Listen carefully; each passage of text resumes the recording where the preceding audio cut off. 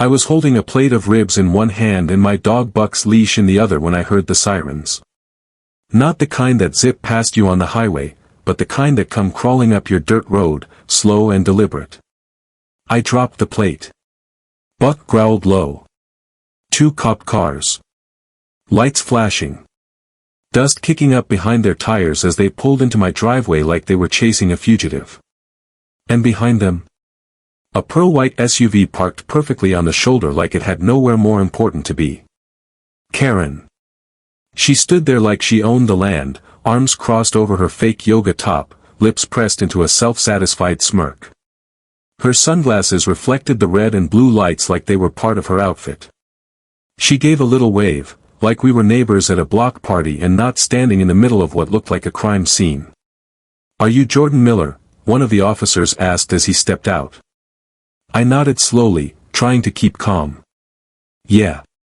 This is my ranch." "Why?" "We got a report that someone's illegally occupying this land. Claims it's not zoned for residential use. We need to verify your identity and ownership." Karen piped up before I could speak. "He's not supposed to be here. This property is within our HOA district now. He hasn't registered. There are building violations. I'm just doing my civic duty." She sounded like she practiced that line in the mirror 10 times before leaving her house. The officer looked at me again, more apologetic now. "Do you have your paperwork handy, sir?" "Yeah," I said, already walking toward the porch where my documents were inside a lockbox. But I didn't go quietly. I looked right at Karen and said, "You know this is harassment, right?" Her smile never wavered. "It's community protection." I could feel the blood rising in my ears, but I kept walking. The worst part wasn't the cops. It was the neighbors who had pulled over to watch. Like it was some show and I was the main character being dragged out of his own life. But it wasn't always like this. It all started 6 weeks ago, with a letter stuck to my gate. 6 weeks earlier, the only things I worried about were fencing and feed. I'd inherited the ranch from my late uncle, who left it to me in his will.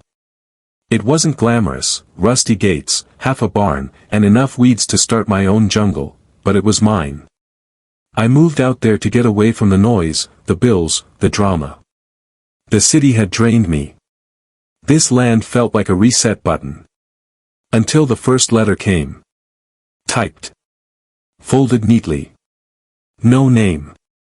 Just a return address that said, South Pine Homeowners Association. The letter told me I had 14 days to register my residency and bring the property up to compliance with HOA standards. There was a list of rules: no livestock, no external structures without approval, no unpaved driveways, no unsightly clutter, which apparently included tractors and firewood. Oh, and my front porch color? Not neutrally approved. I laughed at first. Thought it was spam or some mistake. But the next day, Karen showed up. She parked her SUV at the end of the driveway and walked up like she'd done it 100 times before. Blonde bob, clipboard in hand, manicured nails tapping against her pen. "I'm Karen Withers," she said cheerfully. "President of the HOA. You must be Jordan. We're excited to bring this area into our little community." Community? I blinked. This is a ranch. Out of town. I'm not part of an HOA. She gave a little laugh. "Oh, honey. We've expanded. The board just passed a regional annexation. You'll need to comply within the month." "I own this land outright," I said. "There's no way this is legal." She shrugged. "You can try to fight it, but trust me, it's easier if you just go along. We all have to do our part." That was the first day I realized what kind of person she was. The kind who smiles while ruining your life. The kind who uses rules like weapons. The kind who sees your independence as a personal insult. I told her I wouldn't be joining anything. This wasn't some cul-de-sac in the suburbs. This was a ranch. My home. My future. And from that moment on, she declared war. The cops didn't arrest me that day. Once they saw my deed, my zoning papers, and proof of ownership, they apologized and left. But Karen didn't. She stood by her car, still smiling. "This isn't over," she said quietly. And the scary part? I believed her. Because people like Karen don't need reasons. They just need targets. And I had just painted a big, red bullseye on my back. That night, I woke up to the sound of a drone buzzing outside my window. When I stepped outside, barefoot and armed with a flashlight, I saw something glowing near my barn door. A spray-painted message in red.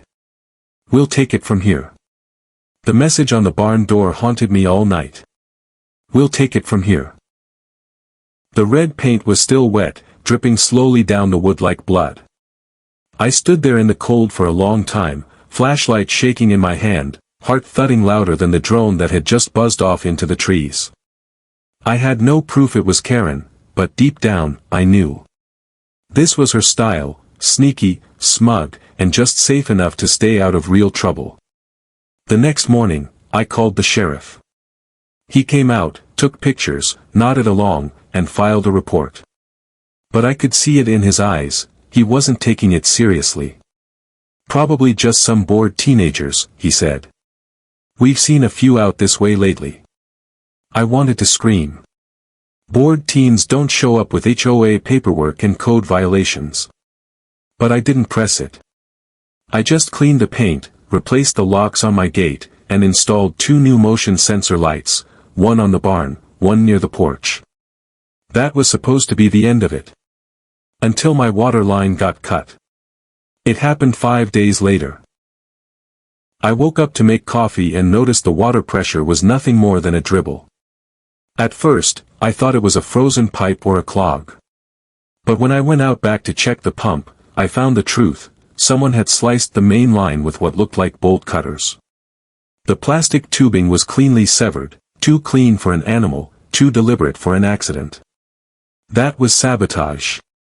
And now, it was personal. I called the sheriff again.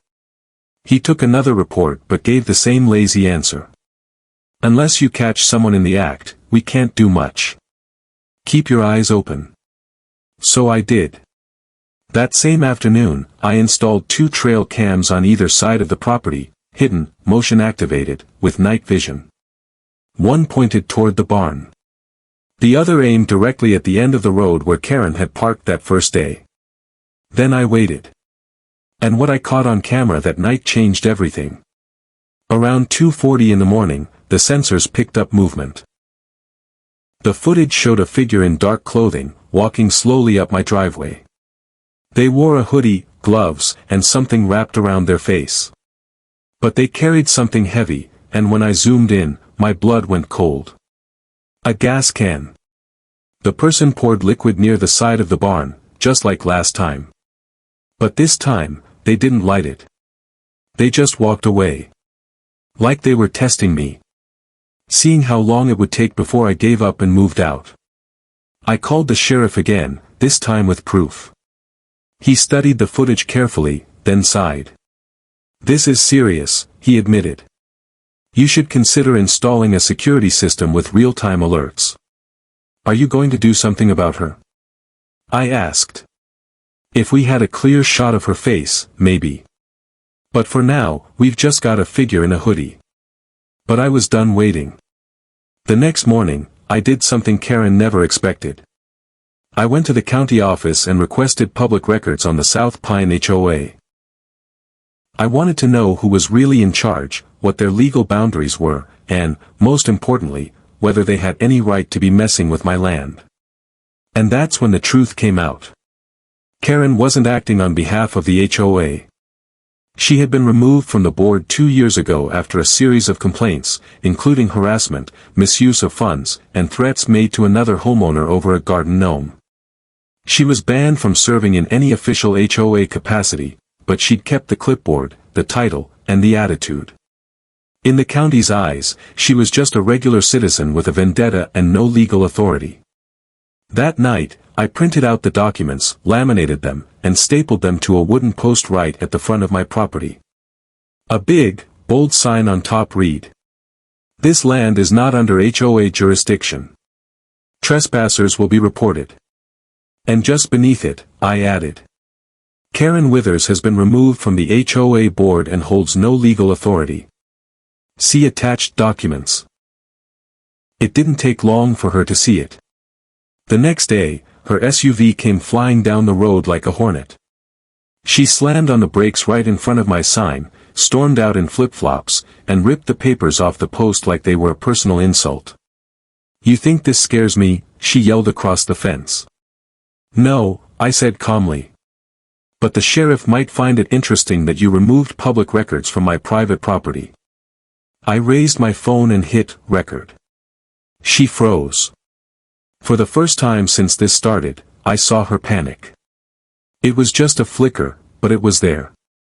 "You're crazy," she snapped, backing up toward her car. "You'll regret this." She drove off in a cloud of dust. But this time, I knew I had her. 3 nights later, I woke to the sound of my trail cam sending a real-time alert to my phone. There, on my screen, was a figure near the barn. But it wasn't Karen. It was a man, bigger, broader, and he wasn't carrying paint or a gas can. He had a crowbar. And he was walking toward my door. He moved like he'd done this before. The camera feed wasn't the best, grainy, black and white, but it was enough. A heavy man, maybe in his 40s, hoodie pulled low, gloves on. He carried a crowbar in one hand, and in the other, what looked like a duffel bag. No hesitation.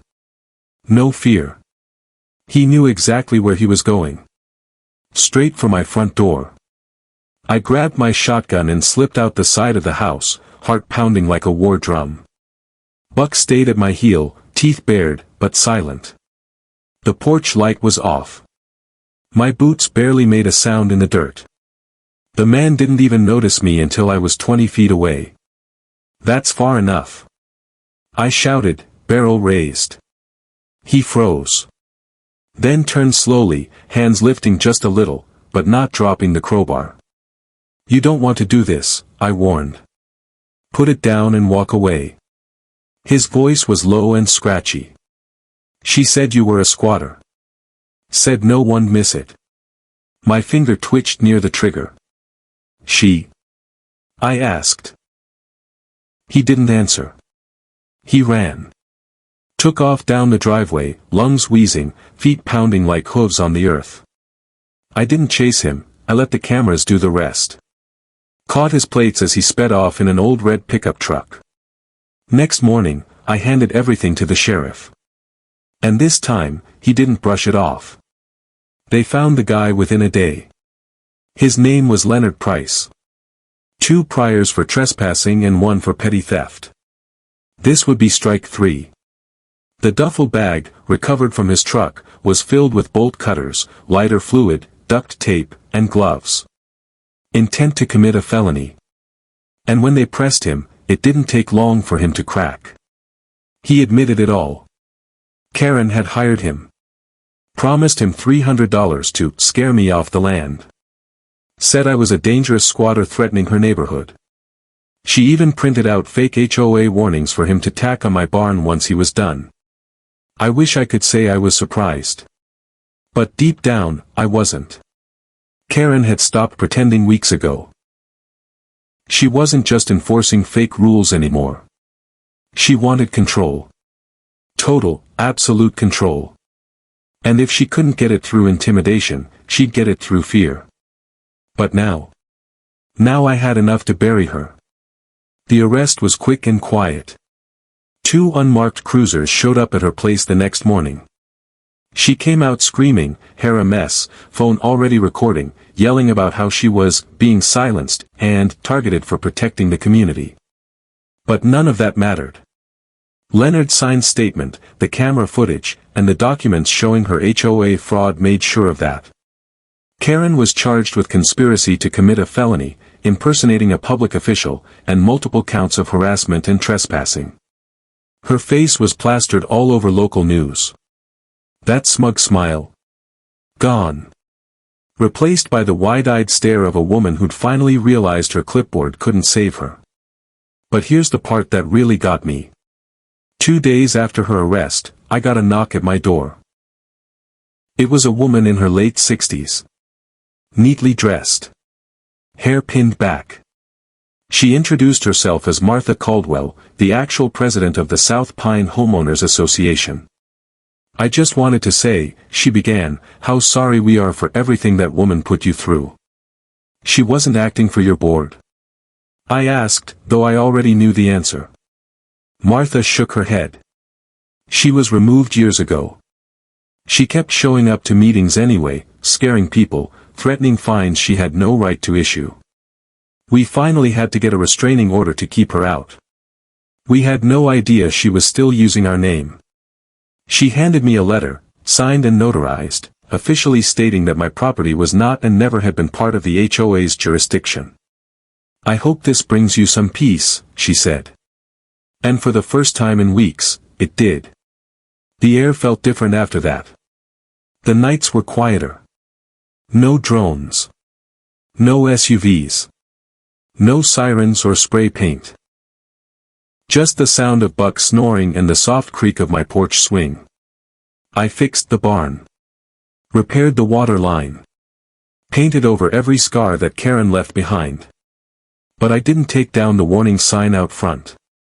Because I knew, people like her don't just vanish. They wait. They plot. They reappear somewhere else, clipboard in hand, ready to control someone new. But not me. Not ever again. A week later, I got a letter in the mail. No return address. Just a folded piece of paper with a single sentence scrawled in red ink. "This isn't the end." I stood in my kitchen holding that letter like it was a snake. No return address. Just those 5 words written in red ink. This isn't the end. At first, I thought it was a prank, maybe some leftover loyalist from Karen's fake HOA. But then I remembered the look in her eyes the day they arrested her. That wild desperation. That silent promise that she'd make someone pay. Turns out, I was still on her list. I brought the letter to the sheriff again. He sighed and rubbed the back of his neck like he was getting tired of seeing me. "She's out on bail," he muttered. "We can't stop someone from mailing a letter. But if she makes contact again directly, we'll act." I wasn't satisfied with that. Not anymore. Because I'd learned something since this all started. Sometimes, justice has to be built with your own 2 hands. I spent the next few days preparing. New floodlights. Stronger locks. Even added a second gate with a keypad. Buck got a new GPS collar and I added 2 more trail cams, this time, hidden in plain sight. The ranch looked the same from the outside, but it was fortified like a fortress. And then I waited. Just like before. But this time, I wasn't the prey. 3 nights later, around 3 a.m., I heard it, gravel crunching. A car engine idling. Then the sound of tires slowly creeping down my driveway. I peeked through the blinds. It was her. Karen. Same SUV. Same smug look. But she wasn't alone. A younger woman sat in the passenger seat, nervous, fidgeting. Probably someone Karen had roped into her mission. Another poor soul fed lies about dangerous squatters and unkempt ranches. I hit record on my cameras and stepped outside. Karen didn't even flinch when she saw me. "You've got one chance," I said, loud and clear for the mic, "turn around and leave before you make another mistake." She stepped out like she was starring in a soap opera. "You think you've won," she hissed. "But people like you don't belong here. You bring down property values. You make the whole community look like what?" I cut in. "Independent. Uncontrollable. Free." Her jaw clenched. "You won't be here long. I know how to make people disappear." That's when the sheriff's cruiser rolled up behind her. Karen froze. I'd called him the moment her SUV showed up on the motion cam. The cruiser's lights flicked on, painting her white car blue and red once again, full circle. The sheriff stepped out and spoke calmly. "Ma'am, you're in violation of your bail conditions. You've been warned about contacting Mr. Miller." Karen turned on the drama. "I wasn't contacting him, I was checking on community safety." "Step away from the vehicle, ma'am," he said. She didn't. She tried to get back in. So he cuffed her, right there on my land. Karen didn't get out again. The judge revoked her bail, citing harassment, witness intimidation, and repeat violations of a court order. Turns out, her fake HOA threats went further than just me. A few other homeowners in nearby lots came forward, same letters, same clipboard, same lies. The woman in her passenger seat? A single mom Karen had recruited with promises of extra cash for helping clean up the neighborhood. She'd manipulated her too. But now, Karen was looking at real time. Not just fines or community service. Actual jail time. And the county made it official. The HOA had no rights to expand, annex, or enforce anything beyond its original borders. My land? Fully exempt. A month passed. Spring rolled in. The grass grew green again. Buck chased squirrels. The barn stayed quiet. No drones. No letters. No red paint. And then one day, I got another knock on the door. It was Martha, the real HOA president. She held out an envelope. "Thought you'd want to see this." Inside was a letter. Karen had officially been banned from participating in any HOA within the state. Not just South Pine. Any association. They called it a lifetime community conduct restriction. Her reign was over. That clipboard? Permanently revoked. I stood there with the letter in my hand and realized something. She'd come after me with lies, with threats, with weapons, and all of it had failed. Not because I fought harder. But because I stood my ground. Because I didn't back down. Because I proved that sometimes, the best revenge, is not leaving. I repainted the barn one last time. Not red.